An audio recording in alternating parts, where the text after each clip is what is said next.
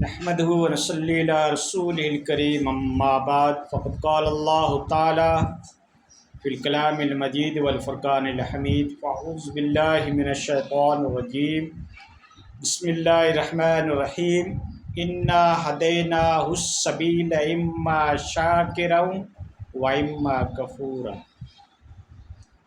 محترم ناظرین اور معزز سامعین کرام، اللہ رب العزت اپنے کلام مجید کے اندر ارشاد فرما رہا ہے کہ ہم نے انسان کو راستہ بتایا ہے، اب اس کا شکر ادا کر رہا ہے یا اس کی نافرمانی کر رہا ہے، کفر اختیار کر رہا ہے، ناشکری کر رہا ہے۔ ہم نے ان کے لیے راستہ واضح کر دیا۔ تو اللہ تبارک و تعالیٰ نے انسان کو فری ول دے رکھا ہے، ایک اختیار دے رکھا ہے، اچھے کام کرتا ہے یا برے کام کرتا ہے۔ اللہ نے انسان کو فہم و فراست، دماغ اور ادراک، وجدان، صلاحیت سے نوازا۔ اب اچھے کام کا چناؤ کرتا ہے یا غلط کام کو اختیار کرتا ہے، یہ اللہ نے انسان کو فری ول دے رکھا ہے، اختیار دے رکھا ہے۔ عقل مند انسان وہ ہے جو آخرت کی تیاری کرتا ہے، نیکی کو اپناتا ہے، بھلائی کا حکم دیتا ہے، برائی سے منع کرتا ہے، نیکی کے کام کو اختیار کرتا ہے، سچائی کو اپناتا ہے، امانت کے اندر خیانت نہیں کرتا ہے، پڑوسی کے ساتھ ہمدردی کرتا ہے، ماں باپ کی خدمت کرتا ہے، اساتذہ کرام کا احترام کرتا ہے، بڑوں کا ادب کرتا ہے، چھوٹوں پہ شفقت کرتا ہے، لوگوں کو سچائی کا راستہ دکھاتا ہے، رشد و ہدایت کا ذریعہ بنتا ہے، غریب غربے کی مدد کرتا ہے، مسافر اور یتیم بیوہ عورتوں کے ساتھ ہمدردی اور اس کے ساتھ احسان کا سلوک کرتا ہے۔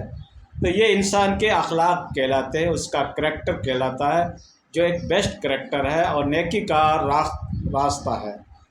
اور ایک انسان کو جب اللہ تعالیٰ کچھ فیسلٹیز دے دیتا ہے یا دولت سے نوازتا ہے یا صحت اور تندرستی عطا کرتا ہے یا فراخ دلی عطا کرتا ہے، تو اس کا غلط یوز کرتا ہے انسان اختیار کا، برائی کا راستہ اپناتا ہے، کسی کو اذیت دیتا ہے، کسی کو ٹارچر کرتا ہے، بد اخلاقی اپناتا ہے، گھمنڈ کرتا ہے، غرور کرتا ہے، تکبر اور ابھیمان دل میں رکھتا ہے، انسان کو انسان نہیں سمجھتا ہے، کسی کی عزت کو عزت نہیں سمجھتا ہے، کسی کے مال کو مال نہیں سمجھتا ہے۔ تو اس طریقے سے وہ غفلت کی زندگی گزارتا ہے، عصیان اور نافرمانی کے بحر عمیق میں ڈوب جاتا ہے، اخلاق رذیل اپناتا ہے اور اس کی عادتیں بالکل بدکار بن جاتی ہے۔ تو اس میں اللہ کا قصور نہیں، اللہ نے تو اس کو دماغ، عقل، شعور، گیان سب کچھ دیا تھا، پیغام حق و صداقت بتا دیا تھا، سچائی کا راستہ دکھا دیا تھا، پیغمبروں کے ذریعے سے، علماء کرام کے ذریعے سے، اپنی کتاب کے ذریعے سے، احادیث نبوی کے ذریعے سے اللہ تعالیٰ نے انسان کی رشد و ہدایت کے سارے سورسز بتا دیے تھے۔ اب انسان اس کو اختیار کرتا ہی نہیں ہے، من مانی زندگی گزار رہا ہے، تو اس میں رب کا کیا قصور ہے؟ کار بد خود کرے اور لعنت کرے شیطان کے اوپر۔ سب سے بڑا شیطان انسان کا نفس ہے۔ رمضان کے مہینے میں شرکت شیاطین بند ہو جاتے ہیں، لیکن رمضان کے مہینے میں گناہ بڑھ جاتے ہیں۔ کون کراتا ہے؟ تمہارا نفس کراتا ہے، جو تمہارے اندر چھپا ہوا شیطان ہے۔ تم نفس کی پیروی کرتے ہو، خواہشات نفسانی کو اپناتے ہو اور برے اسٹیپ اٹھاتے ہو، تو یہ انسان کا نفس جو ہے اس کے اوپر کنٹرول رکھنا انسان کو بہت ضروری ہے۔ آپ نفس کی پیروی کرو گے تو تھوڑی سی لذت کے لیے آپ گناہ عظیم کر بیٹھو گے، پھر اس کا مداوع آپ کو نظر نہیں آئے گا، توبے کی توفیق نہیں ہوتی ہے۔ اس بیزی لائف کے اندر انسان کے پاس کہاں فرصت ہے جو مسجد کے کونے میں بیٹھ کر رو رو کر دست دراز کر کے اور اللہ کے حضور میں آنسو بہا کے رب کو یاد کرتا ہے۔ آج کے دور میں کس کو فرصت ہے؟ الا ماشاء اللہ، جن کو اللہ رکھے ان کو کون چکے۔ باقی تو دوستو بہت کٹھن مسئلہ ہے، بس چلتے چلتے کہہ دیا توبہ توبہ توبہ، یہ توبہ نہیں کہلاتی ہے، ٹھیک ہے نا؟ یہ اللہ کے ساتھ مذاق کا ہے، اس طریقے کی توبہ نہیں ہوتی ہے۔ یا کبھی کبھی استغفار پڑھ لیا، یا کبھی کبھی اللہ کو اٹھواڑیے میں، مہینے میں، ہفتے میں کبھی کبھی یاد کر لیا، اور ہم سمجھتے ہیں کہ ہم نے توبہ کا حق ادا کر دیا، اللہ کی بندگی کا ہم نے حق ادا کر دیا۔ ایسا دوست نہیں ہے۔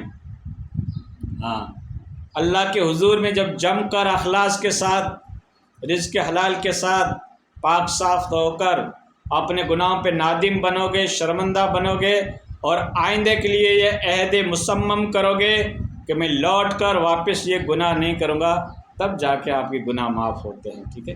تب جا کے آپ کی سچی اور پکی توبہ استغفار کہلاتی ہے، رجوع اللہ کہلاتا ہے۔ تو اس طریقے کی زندگی دوستوں گزارنے کی کوشش کریں۔ یہ دنیا کی بھیڑ بھڑاکے، یہ دنیا کی لذت، یہ دنیا کی رہنایا، یہاں کی رنگین محفلیں، حسن و جمال کے میلے، اور یہ یار دوستوں کے نخرے، اور یہ دنیا کا حرص اور حواس، دولت کا نشہ تمہارے اوپر اس طریقے سے حاوی ہو جاتا ہے کہ تم اپنے کریٹر کو، خالق کائنات کو، وہ کریٹر جس نے یہ پورا یونیورسل بنایا، اس پلینٹ ارض کے اوپر جتنی اشیاء ہے اس کو پیدا کیا، اور ساری اشیاء کی کنٹرولنگ اللہ رب العزت کے ہاتھ میں ہے۔ کسی حکومت کے پاس نہیں، کسی بادشاہ کے پاس نہیں، کسی بگ پرسنالٹیز کے پاس نہیں، بلکہ اس کی ساری کنٹرولنگ اللہ کے ہاتھ میں ہے۔ اللہ کبھی کبھی نمونہ بتاتا ہے نا، طوفان کے ذریعے سے، بھوکمپ کے ذریعے سے، زلزلوں کے ذریعے سے، کبھی کبھی نمونہ دیکھتے ہو نا۔ ہاں، ایسے اگر اللہ تعالیٰ سارے سمندروں کو چھوڑ دے تو دنیا جو بسی ہوئی ہے یہ صرف 23 حصہ خشکی کے اوپر بسی ہوئی ہے۔ ہاں، یہ صرف ایک حصہ ہے اس کے اوپر بسی ہوئی ہے، اور 23 حصے کے اندر سمندر ہے۔ ایک حصے کے اوپر صرف دنیا یہ خشکی ہے جس پہ دنیا بسی ہوئی ہے۔ وہ سارے سمندر اگر اللہ چھوڑ دے تو کیا عالم ہوگا؟ اس طریقے کا نیوکلیئر اٹیک بھی نہیں ہوگا جس طریقے کا رب کر سکتا ہے، ایک جھٹکے کے اندر ساری دنیا فنش۔ تو یہ اللہ رب العزت ہے جو دنیا کو سنبھالے ہوئے ہے۔ اللہ اگر چاہے تو ایک سیکنڈ کے اندر ساری دنیا کو تہس نہس کر سکتا ہے۔ جو پرلے ہوگا، جو قیامت ہوگی، جو ججمنٹ ڈے ہوگا، اسرافیل علیہ السلام صرف ایک پھونک ماریں گے، ساری دنیا، یہ پہاڑ جو ہے یہ روئی کی طرح اڑ جائیں گے، سمندر خشک ہو جائیں گے، زمین آسمان دفتروں کی طرح لپیٹ لیے جائیں گے۔ تو اللہ کے ہاتھ میں تو سارا پاور ہے میرے رب کے بارے میں۔ باقی رہنے والی صرف اللہ کی ذات ہے۔ ساری دنیا ایک دن فنا ہونے والی ہے، اللہ کے حضور میں حاضر ہونا ہے۔ غافل بندے سجدہ کر لے، اللہ سے توبہ کر لے، اللہ کی طرف رجوع ہو جا، ٹھیک ہے نا؟ اللہ نے تم کو فری ول دے رکھا ہے، اللہ کا شکر ادا کرتے ہو یا اللہ کی نافرمانی کرتے ہو؟ انا ہدیناہ السبیل اما شاکرا و اما کفورا۔ اللہ کا شکر ادا کرتے ہیں یا نافرمانی کرتے ہیں؟ اللہ نے تو سارے راستے تمہارے لیے کلیئر کٹ کر دیے، فری ول دے دیا، اختیار دے دیا، لیکن اب تمہیں کیا کرنا ہے؟ فرشتے ہیں جو اللہ کی مجبور محض مخلوق ہیں، جو بدی کر ہی نہیں سکتے۔ انسان کو اختیار ہے، وہ بدی بھی کر سکتا ہے، نیکی بھی کر سکتا ہے۔ اب بدی کے راستے کو چھوڑ کر جب وہ نیکی کو اپناتا ہے تو اللہ تعالیٰ اس کے اوپر خوش ہوتا ہے۔ انسان کی فطرت اس کی نیچر میں ہے کہ وہ برائی کر سکتا ہے، لیکن پھر بھی اللہ کی نیکی کر رہا ہے، نفس کو کنٹرول کر رہا ہے، خواہشات نفسانی کے اوپر قابو پا رہا ہے۔ کس لیے؟ اللہ کے خوف کے اندر۔ تو بے شک اللہ تبارک تعالیٰ اس کے اوپر راضی رہتا ہے، ٹھیک ہے؟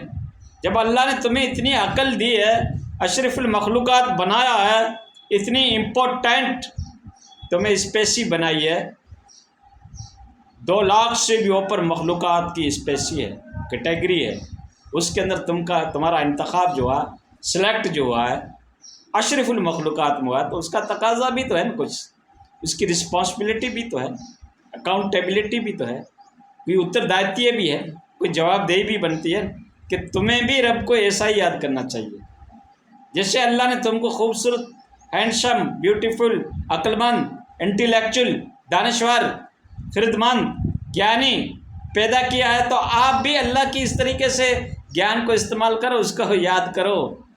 گیان یہ نہیں ہے کہ ہم دنیا کے انسٹرومنٹ، دنیا کی مشینری کے اندر دھیان دیں، گیان یہ ہے اس گیان کو اللہ کی یاد میں صرف کرو، وہ گیان تمہارا حقیقی گیان کہلائے گا۔ جو نبیوں نے تمہیں بتا دیا ہے، قرآن نے تمہارے اوپر ساری سچویشن کو واضح کر دیا ہے، ایکسپوز کر دیا ہے، کلیئریفیکشن کر دیا ہے۔ نبیوں نے اپنی پیشن گوئیوں کے ذریعے سے اور نبیوں نے اپنی پروفیسی کے ذریعے سے ساری چیزیں بتا دی کہ ایسا ہوگا۔ ہاں، گھبراؤ مت، انشاءاللہ العزیز امام مہدی بھی آئے گا، حضرت عیسیٰ علیہ السلام بھی آئے گا، اور ساری دنیا کے اوپر اسلام کا غلبہ ہوگا۔ یہ تمہارے لیے خوشخبری۔ ٹھیک دوستو، رب کو یاد کرو، اللہ کے حضور میں سجدہ کرنا سیکھو، رب سے مانگنا سیکھو۔ وہ مانگنے سے اکتاتا نہیں ہے، بندہ اکتا جاتا ہے، رب مانگنے سے خوش ہوتا ہے۔